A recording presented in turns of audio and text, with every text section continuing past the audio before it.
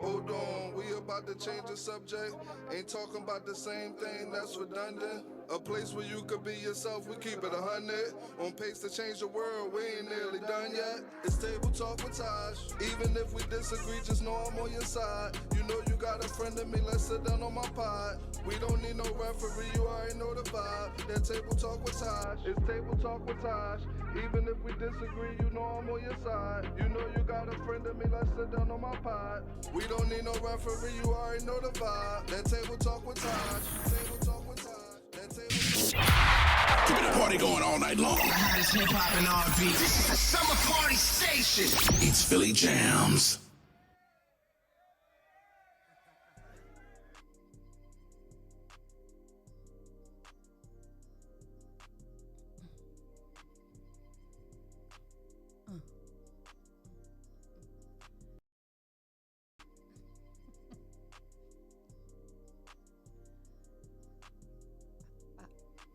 We're live. I thought we were going to get our whole, I know people wanted me to spit last week, so I thought that's what we were doing. We're not doing that. I didn't bring my rhyme. Next time I got you.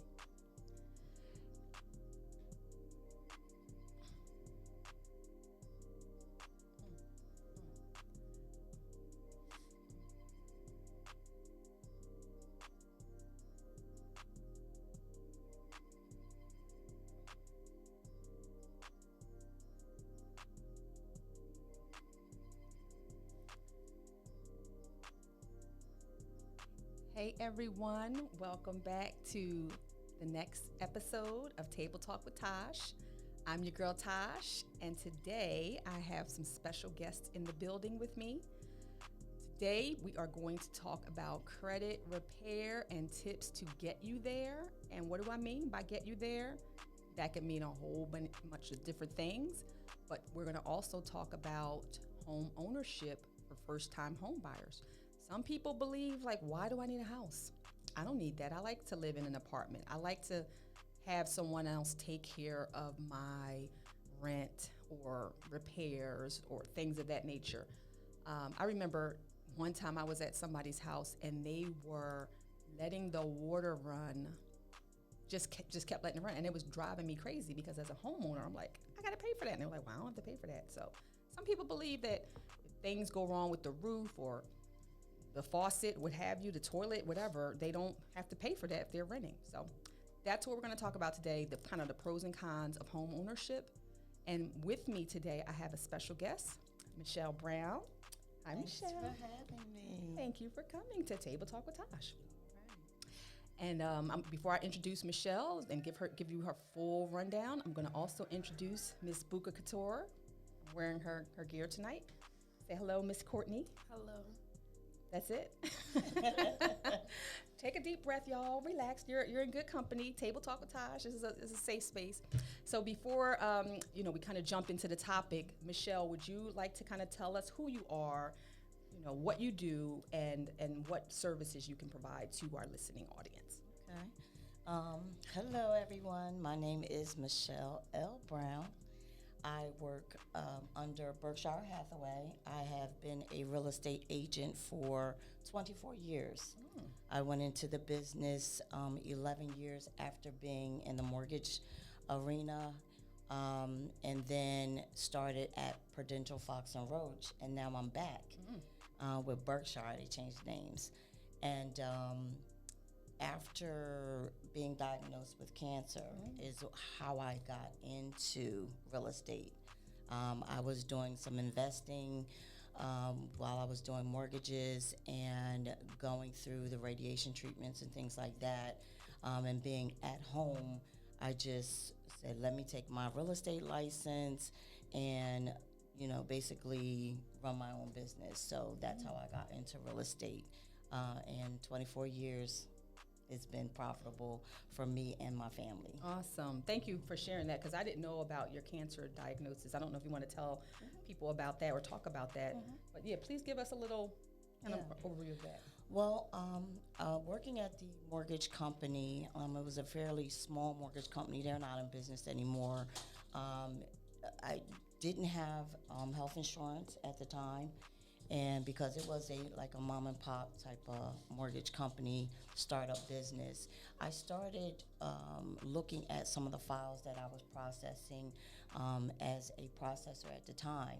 So I started purchasing homes along with the owner of the company, and once I got diagnosed with cancer, it was a very rare form of cancer called synovial sarcoma.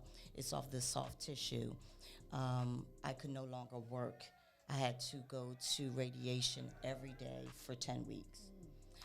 So within that process, I said, I was already getting my real estate license so that I can purchase homes.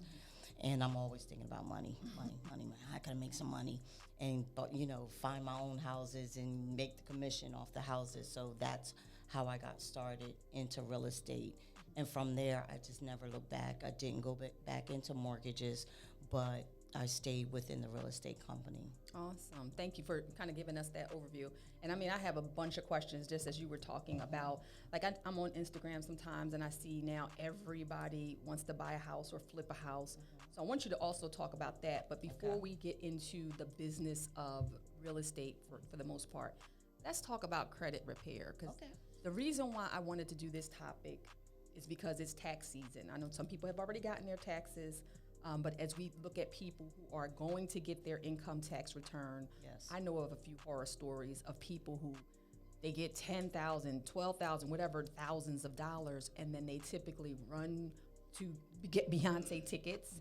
And somebody actually kind of came at me inadvertently a couple of days ago because I had a meme that I put up in 2016 about, you got your rent not paid, your electricity is off, but you're getting Beyonce tickets. Right. So another Facebook friend was like, I don't understand why people are coming after those kinds of people. And I'm like, listen, I'm not coming at, I don't have a dime in that fight or dog in that fight, but what I try to do with Table Talk with Tosh is provide resources. And if you want to take it, you do. If you don't, that's fine. But in terms of people who do want that guidance and that help, tell us about credit repair first and foremost, and what we can do if our credit is not the greatest, and or I'm not even gonna say if their credit is not the greatest, but also what can they do to get out of that hole, so to speak. Okay. First, I wanted to acknowledge a resource. It's called Stand By Me. StandByMe.org. They do free credit repair.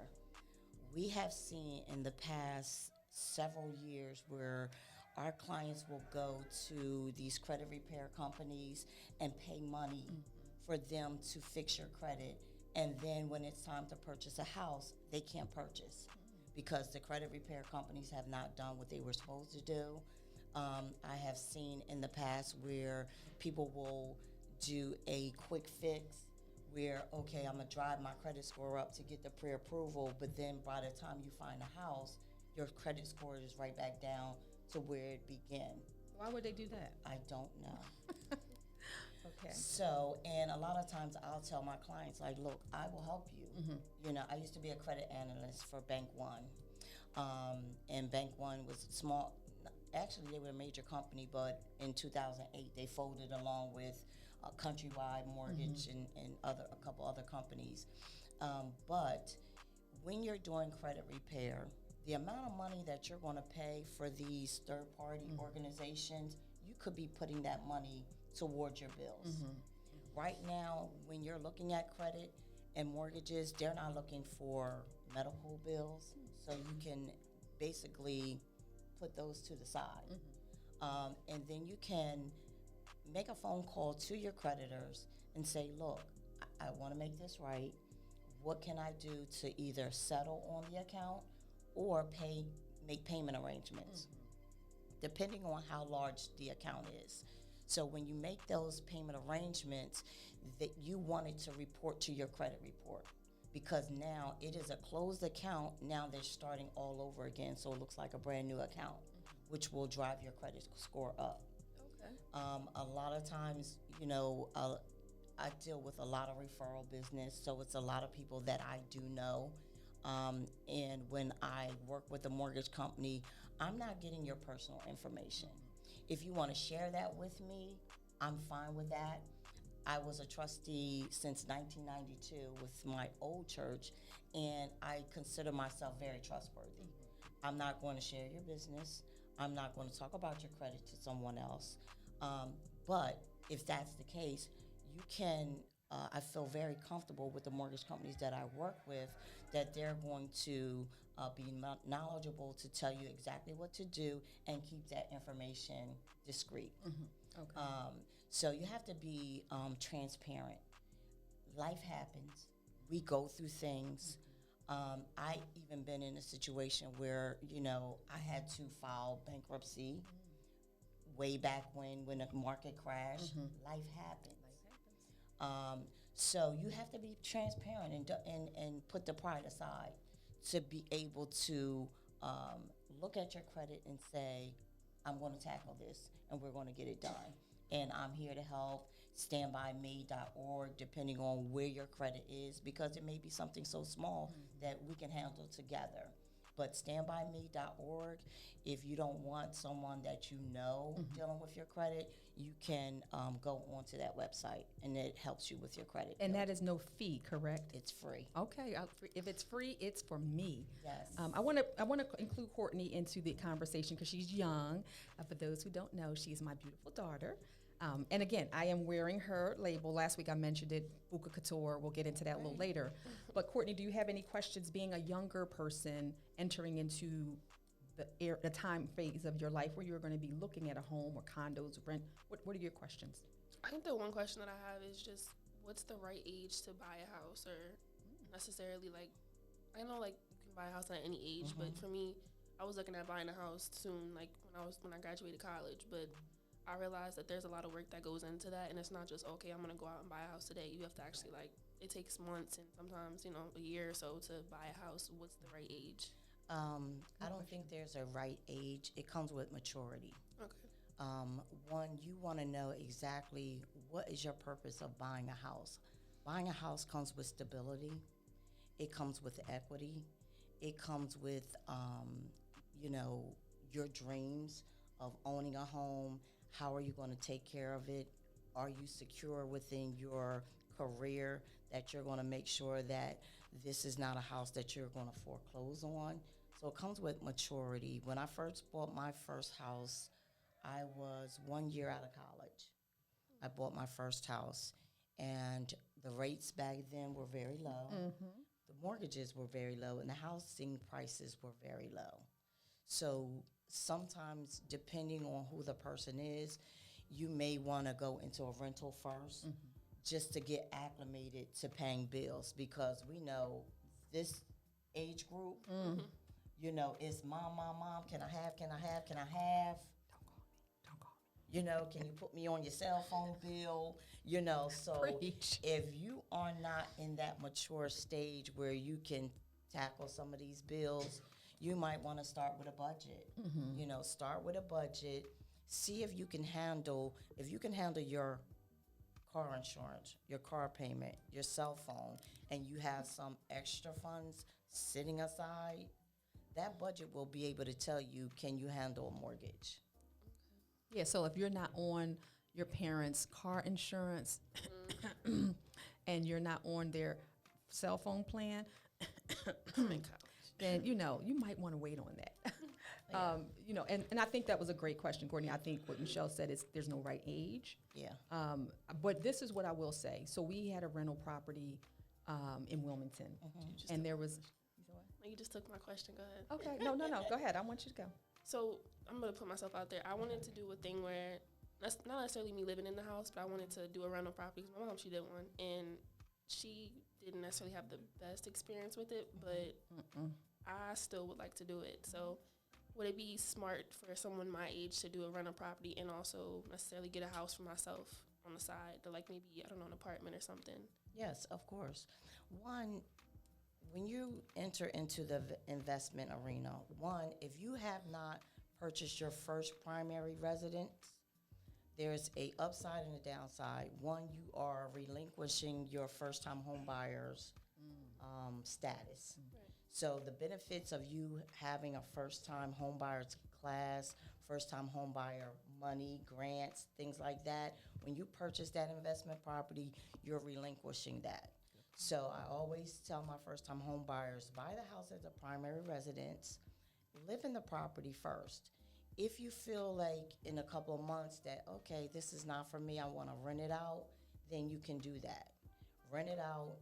Make sure that you're doing your homework on the tenants that are coming in.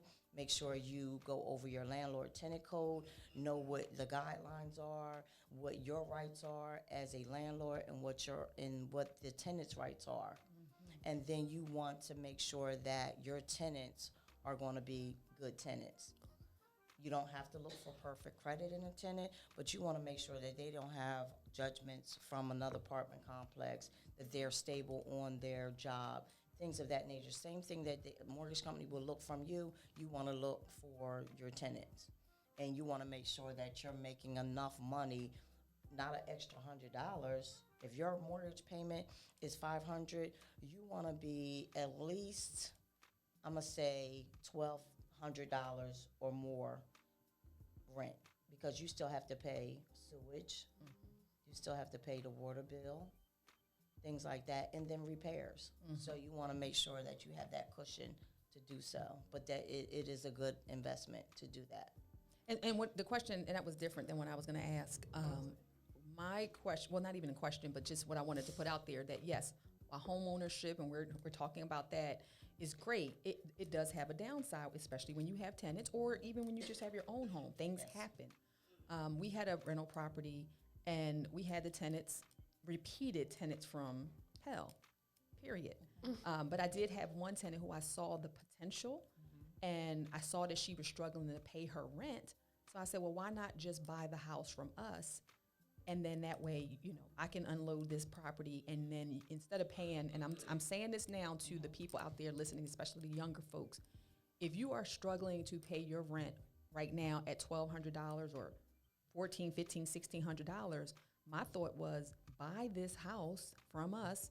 At the time, I was willing to let it go for about $70,000.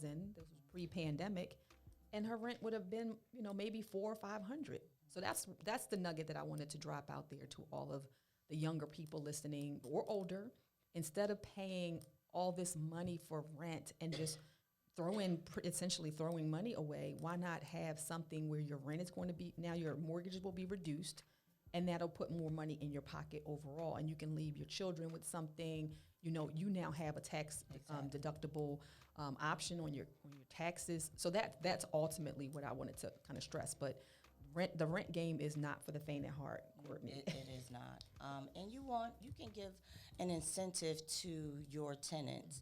You can say, out of your rent each month, we'll set aside $50 for you to purchase this house if you're interested. If you're not interested in this house when your lease is up, we will give you, say, $1,000 towards purchasing a home. That gives them some type of incentive and actually a hope for them to purchase a house. Good point. So it's, it's not just a moneymaker for you to have some extra money put in your pocket. You don't have any kids, so you want that tax write-off. You need that.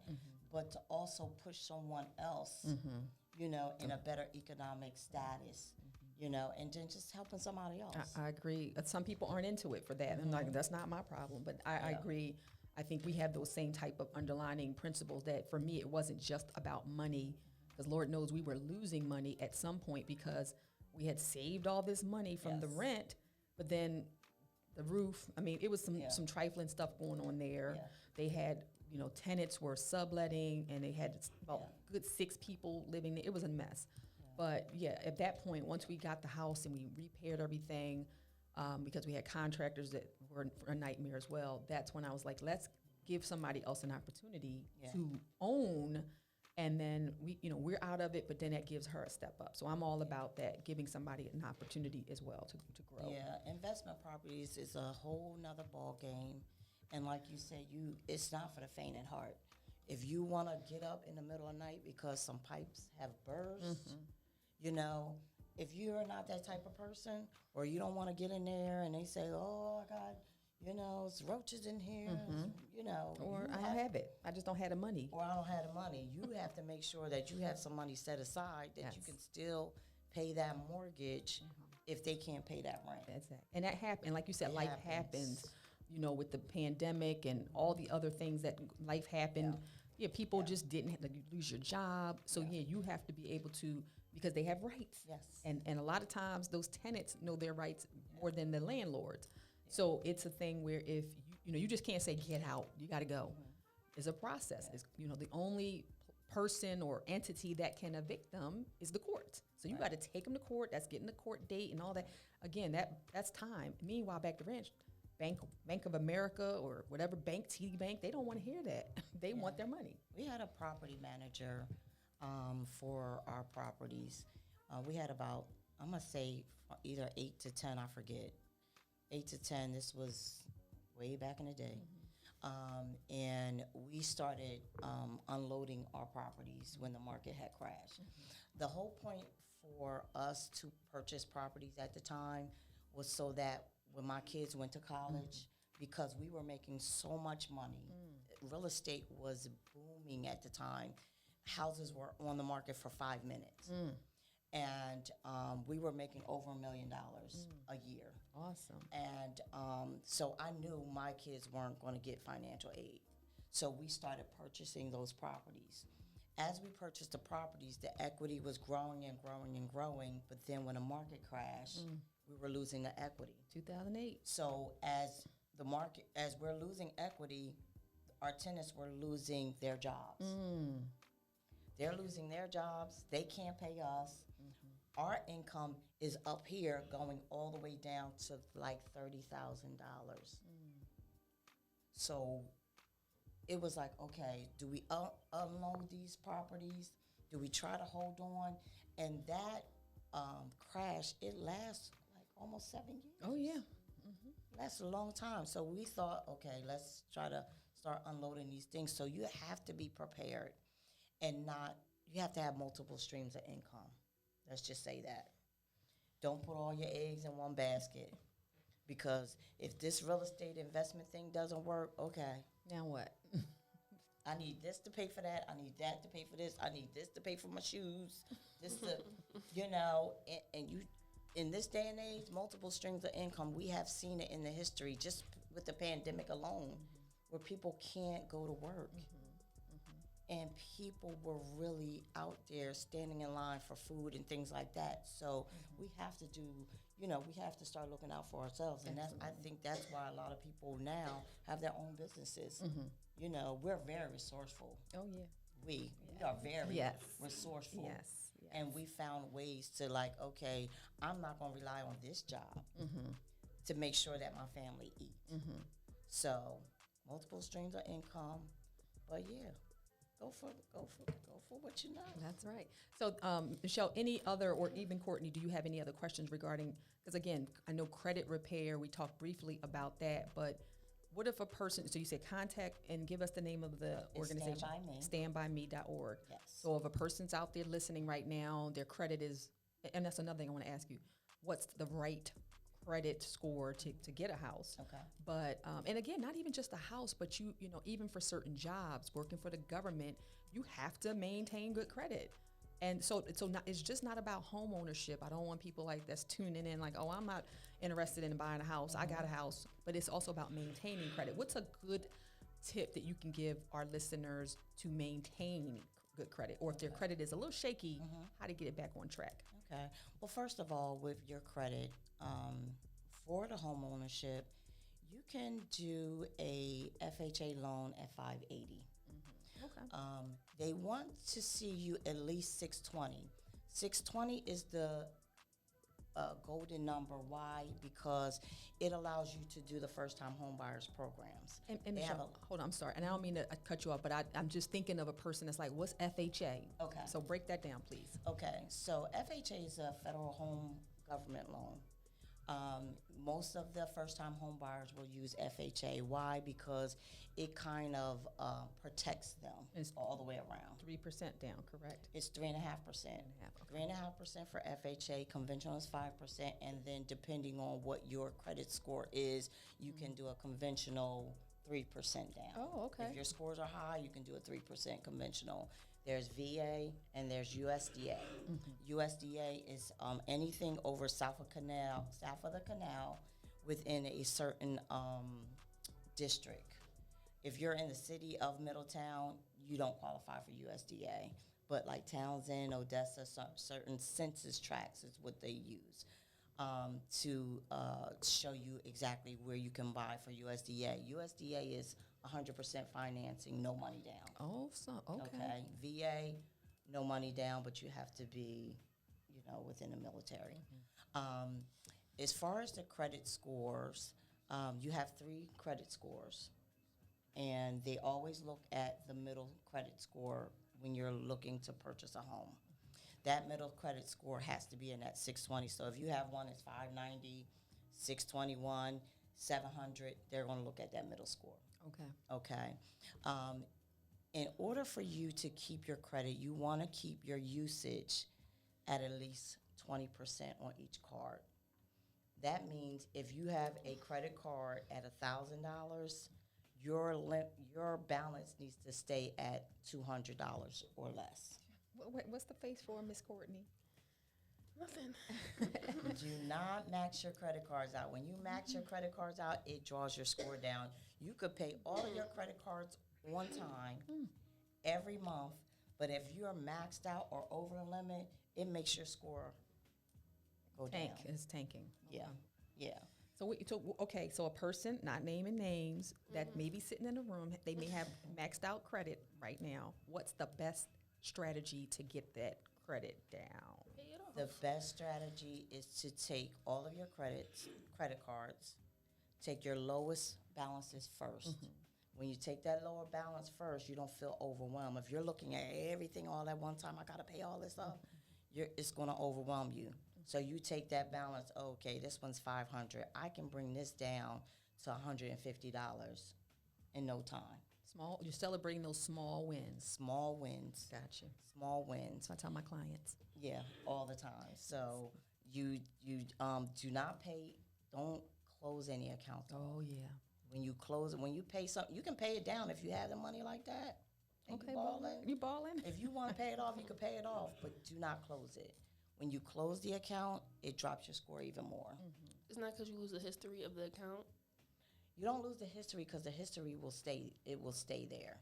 It's just when they close it, it just drops your score. There's no rule. But when you close it, it drops. When they close it, it doesn't. It drops too. So They always tell you. So just keep doesn't. it. Yep. You can keep it open. Or if you're in a space where it's like, okay, I have my car, I have my house, I'm not buying anything. Just putting it in the drawer. And I just don't want this card, go ahead and close Shred it it. out. You can close it out because your score is going to go back up. It's just when you're in the process of either purchasing a car or purchasing a house, you don't want to close those accounts. But, if I have a small balance or small limit card and I just have all these extra cards, I don't want those cards. I'm going to put those to the side, I cut them up and close them out because I'm not going to buy anything no time soon. Right. Okay. And so you can put them in a drawer and kind of set it and forget it, and they're there if you need it. But the idea is not to spend. Talk to us. See, I'm thinking about these questions. And stop carrying your cards. Right. Don't carry your cards Right. with you. Put them in a drawer and leave them. If you don't carry them, you're not going to use them. They're not there. I don't see them. Not going to use them. It was a question that I just had, and it flew out of my mind. Oh, that's what I wanted to talk about. How important is budgeting? So, for example, you get paid and I'm going to go get pizza and I'm going to go hang out with my friends on campus. How important is budgeting? Budgeting is it's like the Bible for me. A lot of people say, well, I know where every dime goes. I know I get on my husband's nerves. I need to do better with budgeting myself because I know I get on his nerves because I'm like, I bought a toilet yesterday, right? a whole toilet. Yeah. Not But the it seat was cover. a special toilet. Oh, it's a bidet, right? And I'm sitting there like, I pressed the button and I was like, I hate I spending do. money. See, people don't understand when I say I that. hate spending money, but it was something that I want, you know. You shall enjoy the fruits of your labor. That's in the word. Enjoy the fruits of your labor. So I said, let me get this toilet. It was a black toilet, sharp. So, oh, my thing is coming up. Let me do this. Let me do this real fast. Hold on. Hold on. Let me get this. Or she can edit that, right? Yeah. Let me get that. Okay. That's why I won't wear this thing. Hold on. Okay. So, budgeting is my pet peeve. I get on my husband's nerves. I bought a toilet yesterday and I was just cringing because I didn't want to spend the money. But when I budget, I use Mint Into It. Mint Into It. MINTUITI. Into It. Okay. Okay. It's by Microsoft. It's an app? Yes. Okay. I'm going to check that out. Yeah. It's an app. It's free. And you load up all of your cell phone bills, your credit card. It will ask you for a code for your credit cards. When you go in with your credit cards, every time you use it, it's going to transfer that information. To the spreadsheet. It's going to tell you when your bills are due. It's going to tell you if you're past due. It's going to set a budget for you, and it's going to tell you every month you went over your spending in food or you went over your spending in clothes. And it keeps you on track with your bills. It sends you a text message. It sends you an email, however you want to be notified Blow that up. these bills are due. It will do it for you. And then, because for us, we're a business for self, all I have to do is print a report and give it to my accountant. Oh, okay. You know, I don't have to go in a whole bunch of receipts and tally up all my cell phone bills or anything like that. It's already in a report, and I can just click, print it out, give it to, and I don't have to go through a whole bunch of receipts when you're doing your tax returns. I like that. I like that. Yeah. I like that. That's But a good it tip. tells you what your net worth is. It tells you if you, like, in a negative, you know, so I love that system. I used to use Microsoft Office. Some people use QuickBooks. I just think QuickBooks is a little bit too much. Okay. But this one. But Mint Into It is for your first-time home buyers, your college students. I mean, when you're starting to, start off, doing your own bills and setting a path for yourself, go on to that. And then you can have it on your phone, too. I like that. So check that out. Mint Into It. Yeah. That's something. INTUIT. Okay, we will definitely check that out because I think that's important for, like you said, to see where your money is going, and if you and you need to just kind of curtail your habits. Okay, I ate out Saturday. I went out with my friends. Now Sunday, I'm going to make my dinner. Don't roll your eyes at me. I'm going home to get dinner. Like, okay, that's fine too. You already, you can come home anytime you want and get some food. But yeah, definitely, these are good tips for people because one of the things, and I don't know that I've even shared this now that I'm back on Table Talk with Tosh. I think I mentioned this last week, is that I'm a mental health counselor, and people don't realize that when you are facing budget or financial stress or strife, even that will stress you out. That to me compounds a lot of things. It compounds, again, where you're going to live. How am I going to pay these bills? You're stressing. Your kids are like, "Oh, mommy, can we go out for pizza?" Yeah. And you're like, "What? I'm trying to rob Peter to pay Paul." So all of that is not even necessary if you can do small things, create small strategies to kind of get yourself out of. And again, I think one of the things that we glazed over, we've talked about it, but I need us to say it. Patience. Yes, I want a house, or yes, I want a new car, or whatever that thing is. I want to get out of this debt. It's going to take time. Yes. It's all about preparation, and we don't prepare. I know this generation, they want everything quick. Microwave, I call them. Microwave society. You see things on TV, you see things on social media, but it's almost like when you heat stuff up in a microwave, it's going to get cold just Right. like this. Right. But if you put it in the oven, It stays nice and warm. it's going to stay warm. It's going to stay warm. So when you're preparing for whatever it is, career, marriage, a home, you know, you want to be the best version of who you're going to be. Speak. For your husband, for your wife, for your family.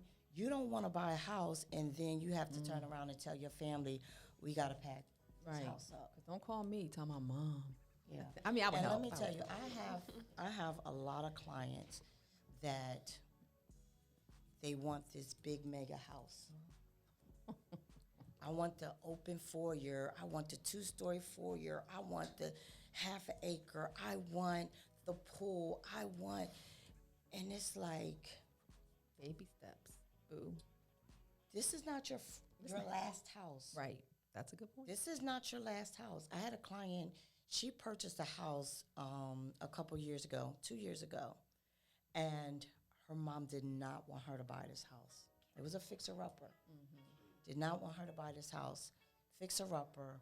She put a couple $1,000s into the house. The house was had good bones, but she made this house, I mean, beautiful. Awesome. When this market just went up, She killed it. when I say close to $200,000 worth of equity, Beautiful. where are you going to go and save $200,000 in a year or 2 years? Can you? They said 200. You know? But, you know, had she listened to everybody else or the naysayers, why are you buying this house? I mean, she hooked this house up. Beautiful. She just resold it. Oh, she did. Made some money. She's now looking for a house, you know, but she was patient. You know, she didn't say, I want this, I want it. No. She went in there and she had a plan. Her plan was to get into this house, fix it up, and have that savings where she could buy her dream home. So now she's in the market to buy her dream home. But when you're doing that, do not go in house poor. We all know when you're getting a pre-approval, they're going to pre-approve you based upon your income and your credit, whatever's on your credit.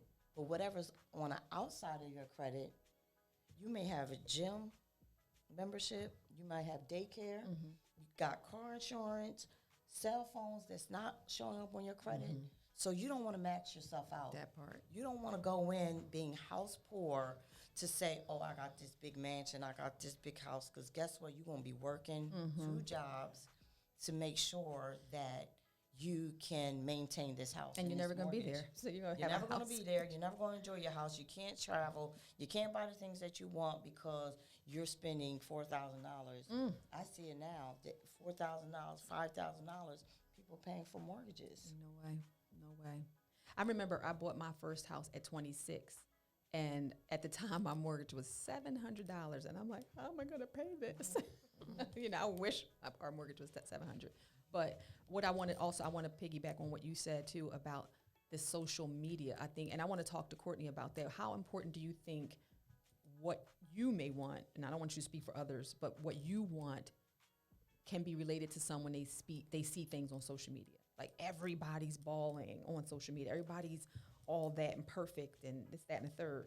How important do you think social media is in terms of putting that pressure to succeed or to get or et cetera? I think it's a lot of pressure. I think that, like, social media is something that I watch every day or look at every day. So, of course, I'm seeing every day somebody like me, somebody's maybe younger than me, doing better than me, making more money, has a house, whatever. And I'm in college and not, like, kind of barely making it kind of thing. So it's intimidating, but... Do you feel like you cave into that pressure? Because I also want to ask Michelle to speak to that, you know, because, again, people are coming to you now to buy these houses, and they really can't afford it, but they're on, you know, to the world, they're balling. Talk. Both either one of you are talking about that. Sometimes when I look at social media, it's like this is their Facebook life, and this is their real life. I call it fake book. Yeah. That's what I call it, fake book. You know, how many people are really, really living this life? How many people are really, really, truly living the life that they portray on Facebook. Not many, and you can't succumb to basically the pressure, of of competition, because that's why when you write your vision and you make it plain and you set your purpose and you set your plan, you're giving yourself the time to learn, because if you don't have that wisdom, somebody can open up a restaurant and have no knowledge, no wisdom of running a business. I talk to my husband a lot because he has a sneaker business. It's called Sneaker Closet. That's right. Throw him the bone out there. It's called Sneaker Closet, and I'm always, talking to him about running it as a business. We have to run it as a business because it doesn't make sense that we have this business and then if you're not making any money. We want to make sure that we're making money. We don't want to hold on to inventory. We don't want to be top heavy. There are certain things that he has learned over this time, just from doing websites. That he's continually learning, and he's on his computer and he's asking questions and he's doing things. You want to make sure that you're completely prepared for the vision that you have in front of you, and not compare yourself to other people. Speak on it. So pivoting to that, Michelle, I'm so glad you're here. If you haven't noticed, I'm wearing Buka Couture. Courtney's wearing Buka Couture, and you just said, I gotta get me. and then put on your sneakers and Sneaker Closet. But talk to us about that, because I get on Courtney about that as far as, working for someone else, but when you have your own label, which is hot, by the way, and you just talked about your husband having inventory. Talk to us about what's, the importance of having inventory, but nobody's buying it because you're not marketing it and you're not putting your blood, sweat, and tears into the business. Talk to us about that. That's right. Yeah. I'm throwing shade. It's good to, have that sense of self-worth when you start your business. But then the reality kicks in like, okay, This is real. I just spent how much on this business? I'm talking about website and inventory and advertising and, the whole nine. And then if you have to, pay somebody to, run your business, if you have a store or online store, anything, you have to know business. You have to know about shrinkage. People go in there like, well, what's shrinkage? Well, Right. Did you get some stuff that didn't look right when it first came in, and you can't send it back to the manufacturer? That's shrinkage. Did somebody steal some of your stuff, or did you have to give some stuff away just for somebody to walk and advertise like, oh, wait a minute, where you get that from? That's shrinkage. You know what I mean? So, you have to know where your profit level is. And you may not make money initially. It's about getting your product out there so that, they will see it. So I agree with that as well. Yeah, I always refer to Daphne, my line sister. She gets online 11 o'clock at night when nobody else is, online. She's on there selling her stuff. Oh, I didn't even know she was her business. She does jewelry. What's the jewelry? Yeah, shout her out. See, I'm all about shouting folks out. Shout And her out. when I say as soon as you click past her is that page, paparazzi? Is that Yes, okay? paparazzi. Okay. as soon as you click past her page, she like, hey, Michelle, come on in here. And so you can't jump off her page Like, darn because she done seen you. She is paying I see attention. you. Okay, when she, come on in here. I know you like this. This what you like. She knows what her customer likes. That's awesome. She knows what the community, what's out right now, what's the fads, and and she gets on there and she sells her stuff. All right. And she jumps off in an hour and made her money. So I always tell my husband, call Daphne up. Daphne Theodore, I'm shouting you That's out. right. Yes. That's right. Because she has that sense of, business sense, and then she'll go to places where you have the vendors, set up. They have, my husband actually, he goes to the sneaker conventions, and he also goes over to farmers market. So some of our old inventory where, you know, the kids are like, I'm not buying that, I'm not wearing that. Guess what? Other people will. I know The that's pop-pops will. And you know what I mean? They come out there and he will sell that inventory off instead of it just sitting there. Right. Because that's my thought process too. Like Courtney's like, oh, mom, well, this. But I'm saying somebody, like you said, somebody older, somebody in your church, et cetera, may say, oh, I like that. So all money is good money. If they're buying it, no matter who's buying it, they're buying it. Yeah. So Because I if agree it's with going to sit in your warehouse or sit in your basement or whatever, sit in your you're not bedroom. making anything. That part. So you take that inventory and you sell it off, because guess what? This is why when you go into the stores, they have sales and they have clearance. Clearance, right. When they first go, when that inventory is hot, it's selling up here. But then now I got to put it on a sale because my numbers are starting to go down. So let me put a sale on here and push this inventory out here. And then if it doesn't go, now I got to put it on clearance because I need it to go. I need that money out of my inventory and Yes. into somebody else's pocket. Yeah. I That think money. that's what happened with our situation. Like you mentioned, shrinkage. We had an incident with that with when we first started out, and that kind of definitely put me back aside because I'm not saying I'm not confident, but when you're not confident in something that you're selling, it's kind of hard to sell it. And I'm actually working a job right now where I'm selling things, and I think that this job has definitely opened my mind up to being a business owner and being a person that sells clothing or whatever I want to sell in the future. But I don't know. I just think seeing people on social media, they have their brand, they have the money to go into the brand. It's kind of intimidating seeing that, and I don't know. I think that's what my problem is. But you have a support system. Yeah, so. and then you got to block everything out. There is only one you. Speak. Only one you. You're the only one that came up with this. What is it called? Buka Couture. Okay, Technically, she came up with it. you're but- the only one that has this. So it's original. You know, you came up with it for a reason. So you want to put it out there and get it out there, because if it's in your basement, I don't know nothing about it. Well, I'm going to tell the story. So she said, well, technically she came up with it. Yes, I created Buka Couture. So I'll tell you the story about it because I believe we all have a why. So the why is when Courtney was born, I looked at her. She really wasn't that cute when she was born. She really wasn't. I have But one she of those she grew into her look. She's beautiful now. But I remember looking at her. I was like, oh, she's not cute. And I was like, huh? And then somebody said, well, all babies are ugly. I said, that's a cute baby. That's a cute one. How I get an ugly? But she is beautiful now. She's gorgeous. But anywho, that was my little funny humor. But when she was born, when by the time I really started liking her and started thinking she was really cute, I remember looking down and I said, that's my little Buka. And so she was Buka from pretty much day one. She was so cute. And I started kissing her.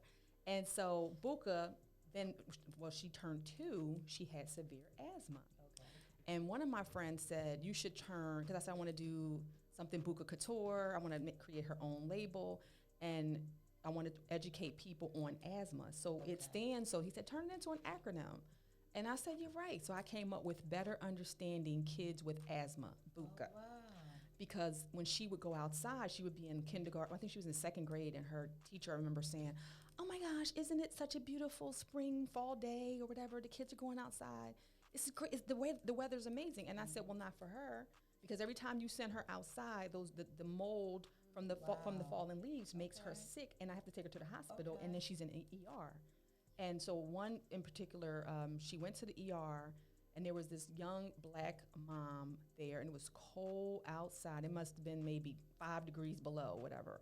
And the mom was calling around, asking people, like she was looking for a ride. This is before Uber. And so I heard the conversation, and I didn't think the mom would take money from me. I carry cash back then. I don't carry cash around now. But I remember saying, Courtney, take this $20 bill over to the mom, and I said to the little boy, and give the money to him, and tell his mom to get him a cab. And the mom was like, no, don't do that. And I said, listen, I know what it's like for a child to not be able to breathe because that cold air gets in their lungs. And I said, get that baby a cab, please. Wow. And she took it and everything. And I said, from that point on, I wanted to do something, be it education, awareness, just surrounding, like there's so many young people with asthma, older people too now, but people I know have died playing basketball, running, etc. And so I wanted to make that into an awareness campaign and gave it to Courtney. And this is hers now. So take it and run, butterfly, because you're so beautiful now. And that could be a whole movement. It because is, you- right. You really don't, with asthma, we think it's, to get the inhaler and they go on about their business. But no. It's serious. It's really, really serious. And I've seen that so from that her. could be a whole movement to connect you with your brand, Because it's a why. And people want to know, like, everybody has a clothing line, but my sons are starting one. And I'm like, what's your why? When you create this name, why am I buying this? Yeah. And when people say, everybody knows somebody who has asthma. Yeah. And so it's like, okay, my nephew or my niece or I have it. So that's why I wanted her to take it, because this is her life. She's experienced it. She's been in, when she was younger, she's in hospitals countless times, weeks on end. So I wanted to kind of give that to her and run with it. So it's hers now. I'm out of it. I'm just here to support. I'm going to wear my shirts until she becomes a multimillionaire with this, and she can retire me. But that's her why. But you have to love what you do. And if you don't like it, your rebrand heart it. is not in it, and you don't love what you do, it's not going to take off. I know I love selling things and I love helping people, because that's really what we wanted to do, was to take a portion of the proceeds and, put it into asthma research. And I even thought about, as a career, becoming a respiratory therapist. That's what my mom kind of recommended for me. And I think that would be a good thing for me. But I need, like you said, I need to find a better why I want to give out and help people. But I'll figure it out. But your major is Public health. And talk to the people about y'all's connection, because y'all got a connection too. Talk to the people about your connection. Unless you don't want to. Okay. All right. It's not a really good topic right now. Well, you could just talk about it. You don't have to talk about it.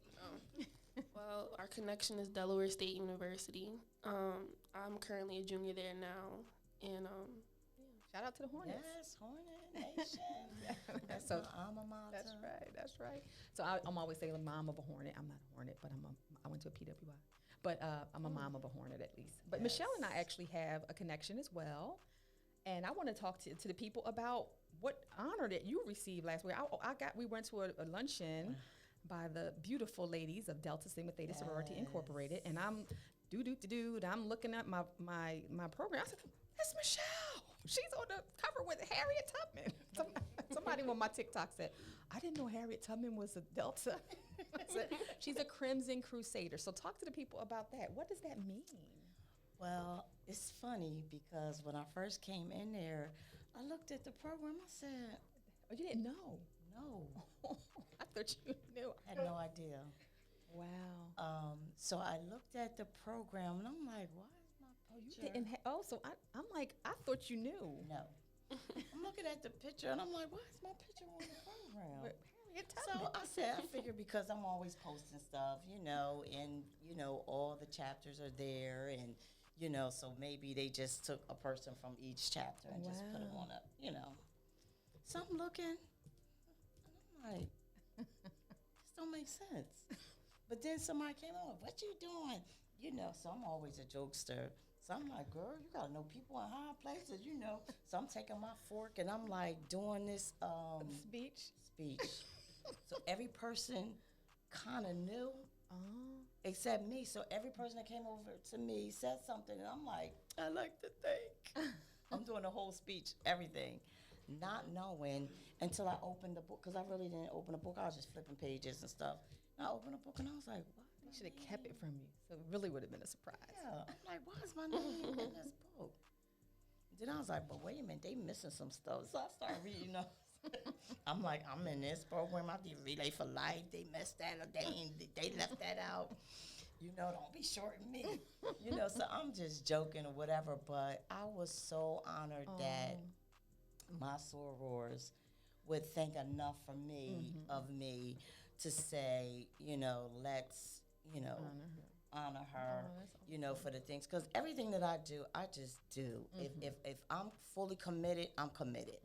I'm not going to do anything, because somebody's relying on me. Absolutely.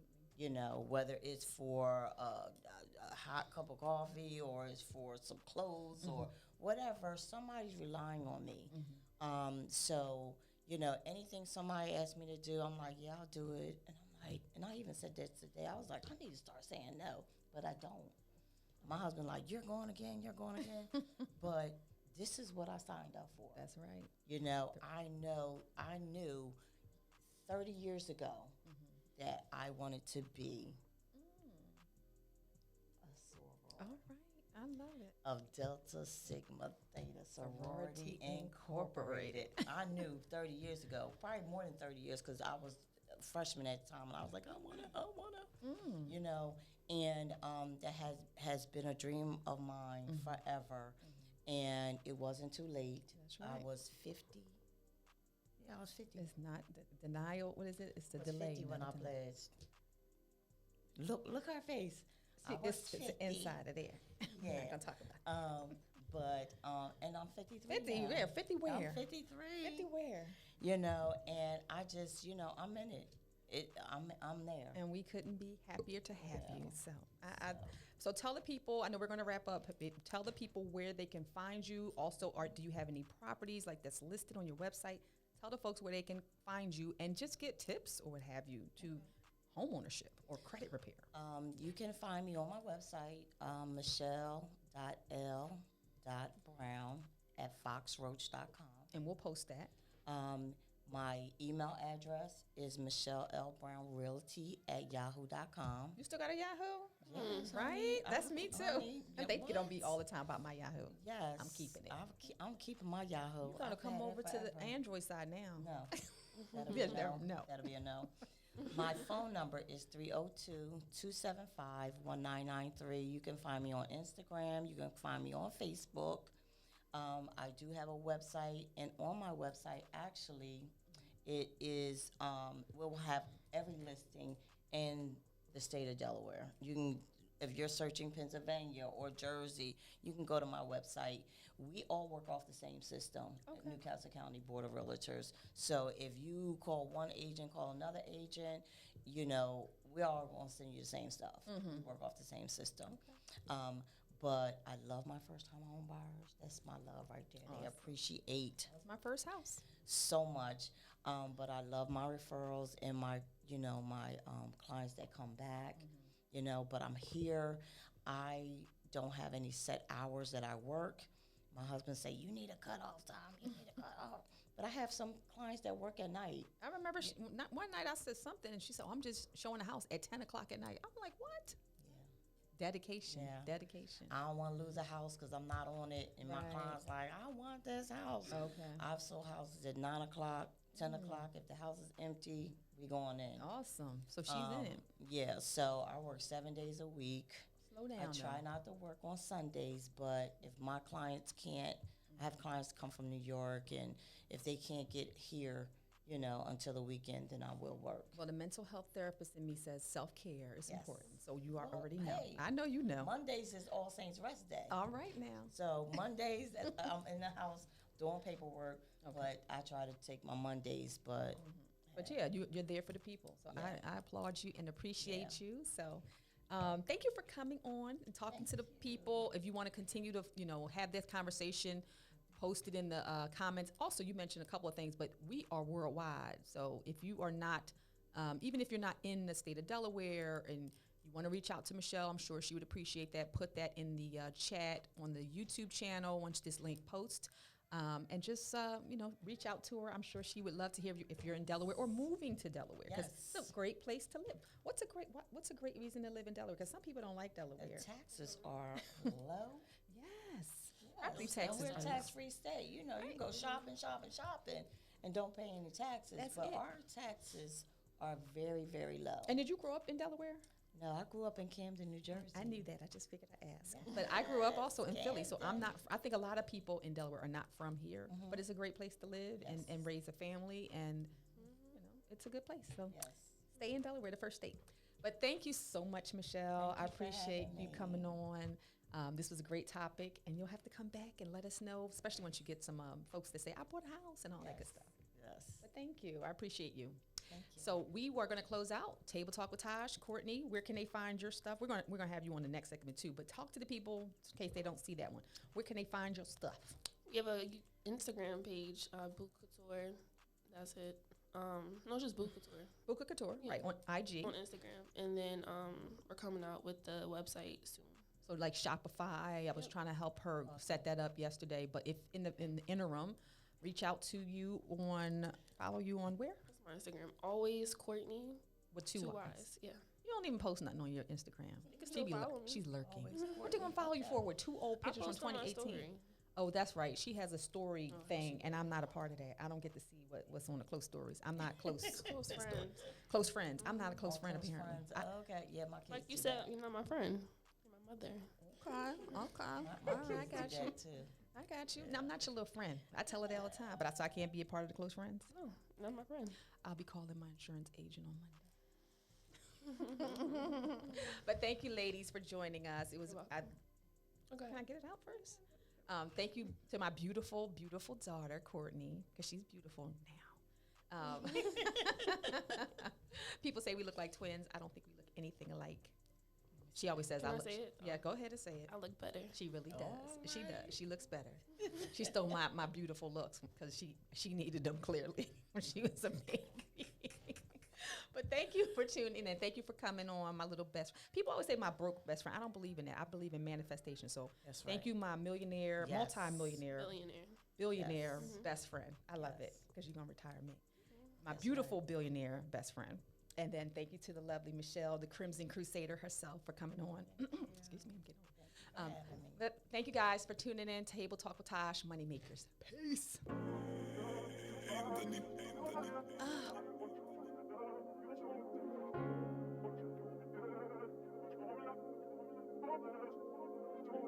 Hold on, we about to change the subject.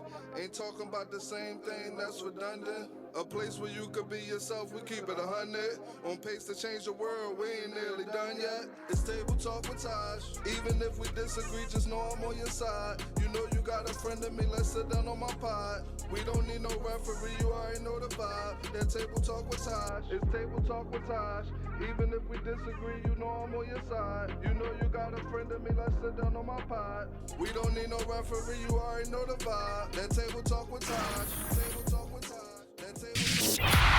Keeping the party going all night long. The hottest hip hop and R&B. This is a summer party station. It's Philly Jams.